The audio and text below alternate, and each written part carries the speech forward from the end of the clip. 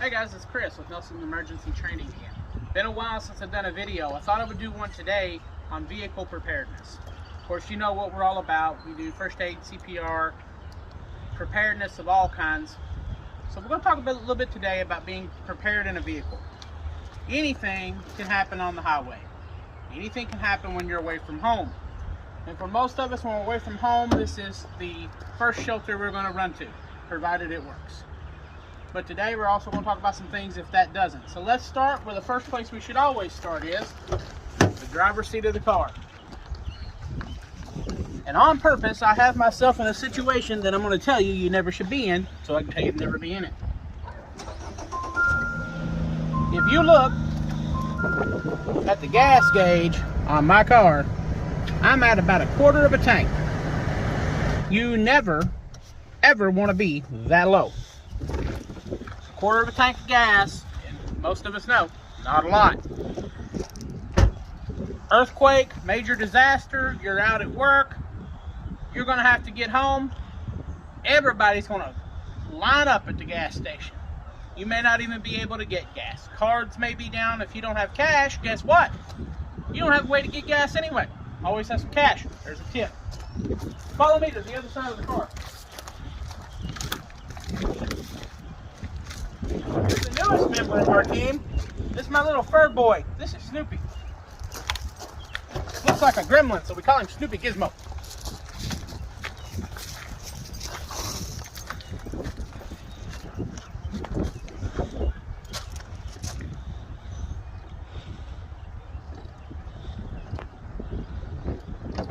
Next couple of items you want to have, I keep tucked under the passenger seat because this one likes to roll away. Now they make a mount where you can mount it. I have not had a chance to test that yet, but when I get a chance to get one, we're going to put that bad boy to the test and see how that works. But for now, it's just tucked under the seat. That way it doesn't roll around too much.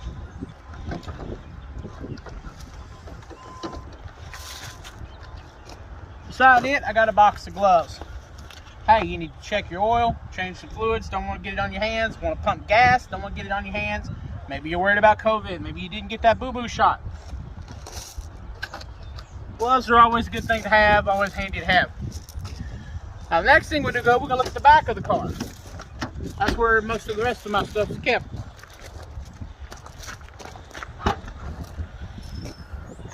Right now, we're in that particularly ugly season in the area where I live, Indiana, Kentucky area, where the weather changes every 5 minutes and gets all hormonal on us. Mother Nature's all for mids. So there's a couple of jackets, one for work, because I have a uniform jacket that I have to have, a sweatshirt, and then I have a high visibility jacket. If I'm stranded in the snow, or I'm stranded at night, or the rain, I'd rather not get hit. So high vis works well. The next thing I think you should always have in your vehicle is a first aid kit. Now you know me, I'm big on first aid. As an EMT, I have more capabilities and more skills than your average first aid class has. So I have a little bit more equipment because I never know what I'm going to encounter. Things like that. We'll go through another another video someday on first aid kits in general, because that's a whole nother monster. Of course, I have an extra sweatshirt. This is a bag that I have for work. It's always got, different stuff in it that I use every day. Another emergency item is a blanket. You should always leave a blanket or two in your car year-round. Then you got your typical, there's some drinks, some snacks, stuff like that. Always in a lot of people's vehicles. But here's the next item I want to talk about. And you'll notice this bag isn't really huge. This is not my bug out bag. I do have one. This is the get home bag. Now, nothing in this bag is particularly very expensive, because this stays in my car no matter where I'm at. So if somebody hijacks this bag and walks off with it, it's not a super expensive high dollar backpack.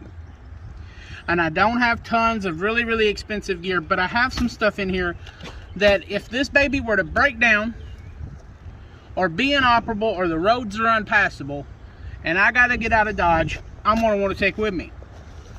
So let's go ahead and take a look real quick at some of the things that are in here. Have an extra pair of sunglasses. Cordage. If you know about Dave Canterbury and the 10 C's of survival, one of those 10 C's is cordage. There's a lot of things I can do with just a little bit of paracord. I can make a makeshift shelter. I can tie things off. A lot of stuff I can do with that. Like I said, first aid kit. If I'm having to hoof it home, I'm not necessarily going to take my medical bag because that's got a lot of stuff in it. It's kind of heavy. I'm going to get tired packing that real quick. But in here I've got some basic first aid items, some gauze, bandages, your basic boo-boo stuff. Cotton bandana. Bandanas are awesome. You can make a sling, you can make a bandage, you can cover your head. There's a ton of things. You can signal with this bad boy. There's a lot of stuff you can do with that. Maybe a couple of days. I live 30 some odd miles from home. So if I've got to hoof it, I'm a big dude. It's probably going to take me a couple of days. So I keep some wipes. Always nice to be able to clean yourself up.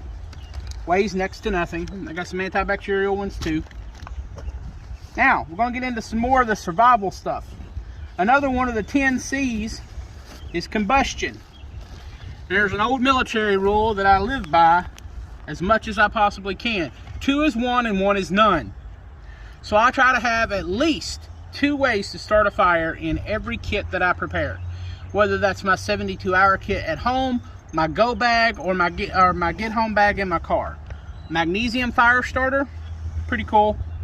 But my favorite, most preferred way, a Bic lighter. That bad boy will start a fire quick.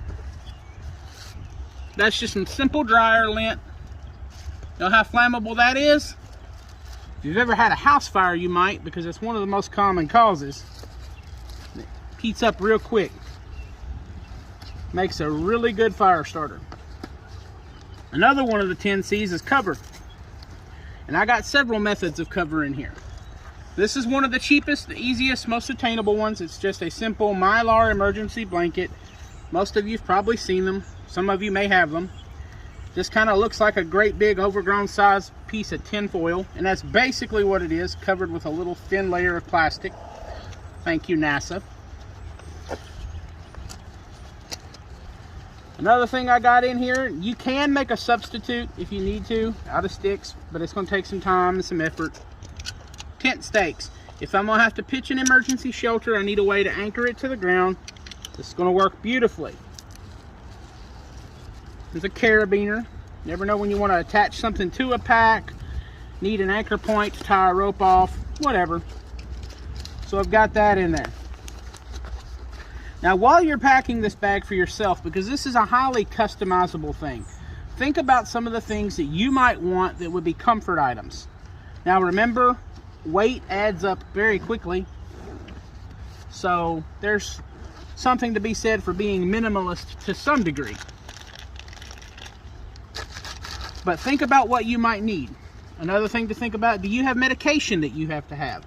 Be sure that you have it with you for at least a couple of days, 3 days, if it's not in your bag, because it may be temperature sensitive, something like that.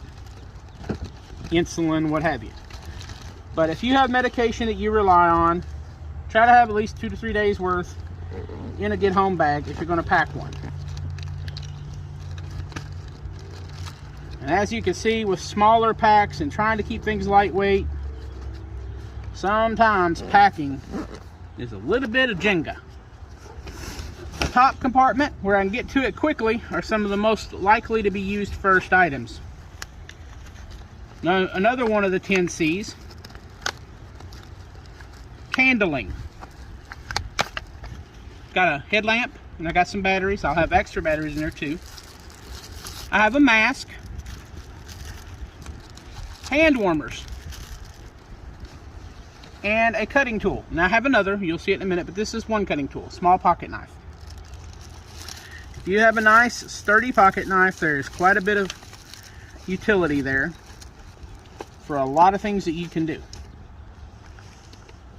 And having a cutting tool is one of the few things that is almost impossible to really make from scratch in the field. Move into this next bigger compartment here. Another item falling under cover, a little poncho. This is a little box with like Imodium, Tylenol, things like that. Just some over-the-counter medicine. You're out under stress. You don't want to get a situation where you're having to run to the bathroom, lose a lot of fluids. So, back under cutting tools again, I got a small hatchet. It's going to make it a lot easier to get small pieces of wood and medium-sized pieces of wood for fire. And a fixed blade knife. No kit should ever be without at least one fixed blade knife.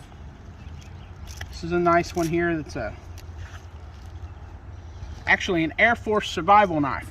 It is full tang. That means that the blade runs from tip to pommel, the full thing. It doesn't have just a screw holding it here.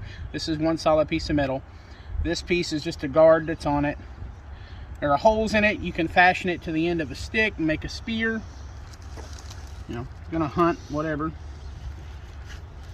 You can, this is a sturdy knife. The backside has a small saw blade.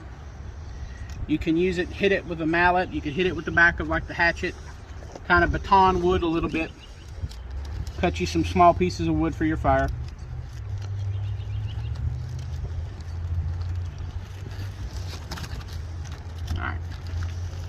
Now, next thing you're going to really be worried about, shelter is an immediate need, because a few minutes can be very dangerous in certain situations, especially if it's snowing, raining. You're going to get very cold very quickly, and hypothermia can kill you.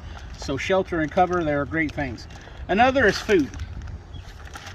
You're going to use a lot of energy walking, so you want some high calorie, high protein stuff, some packets of these microwavable rice that's ready to cook, you know, made in 90 seconds or whatever. You can eat that cold if you have to. You can start a fire, stick that pouch in a thing of water, boil it up, get it hot. You might even can stick it, put a hand warmer on it, stick it inside your pack and let it warm for a little bit before you eat. Peanut butter. These little peanut butter to-go cups, they're an excellent thing. Beef jerky, individual packages of Spam. There's one of some pork barbecue. Little packets of applesauce. All of these are great sources of carbohydrates, great sources of protein. They're pretty much shelf stable. They'll just sit in your pack. You'll see I've got some packets in here, different drink mixes and some coffee. Gotta have coffee, caffeine will be necessary. Some utensils, nothing fancy. Good pair of work gloves. I don't want to be picking up limbs, cutting limbs and whatnot, trying to get my way through brush, removing debris, what have you, without some gloves. Another item under cover. You saw the little Mylar blanket. This is a little bit bigger version. As you could probably tell by looking, it's quite a bit thicker and sturdier. Those little Mylar blankets, they're better than nothing, but they're very fragile. This is a little more heavy duty, but it's Mylar on one side, the other side is pretty much like a tarp. And this one happens to be blaze orange. I have a hat. Keep the sun off of me, keep it out of my eyes, things like that. Another item that falls under cover. Sleeping bag's gonna be pretty heavy, and it certainly won't even fit in this pack. But this is basically a sleeping bag made out of a Mylar blanket. It's an SOL bivvy, an emergency bivvy. They're pretty nifty, especially if you do carry a sleeping bag too. You can put this inside the sleeping bag, kind of insulates some more heat, keep you nice and toasty. Nice little baked potato foil. Take a quick look here. Sunscreen, this, bug repellent. Like I said, this is just a sampling of some of the things you'll need, or you might want to have. Think about it. Leave a comment. Tell me what else you might want to put in there. Hey, Snoopy. Come here, buddy. Yeah, he sees a neighbor dog. Anyway, there's an idea. And down below in the car, I'm not gonna pull all this out where you see it, but I've got, you know, spare tire. I've got a crowbar, some other tools, pliers, things like that I might need to work on my vehicle, things like that. There's this traffic vest, a few other things in there. So there are some other things, you know, jumper cables, a little 12-volt air compressor, those kinds of things that you might need. Blow up a tire, a can of Fix-A-Flat if you don't have a spare, all of those things. So, but that's the basics. Always be sure you've got some stuff that you can have if you need to leave your vehicle, and always be sure to try to keep some things if you need to get your vehicle back on the road, because if you're away from home, this is a huge asset. You want to do your best to be able to use it. That's a short, quick, and dirty video on vehicle preparedness. I'll see you next time.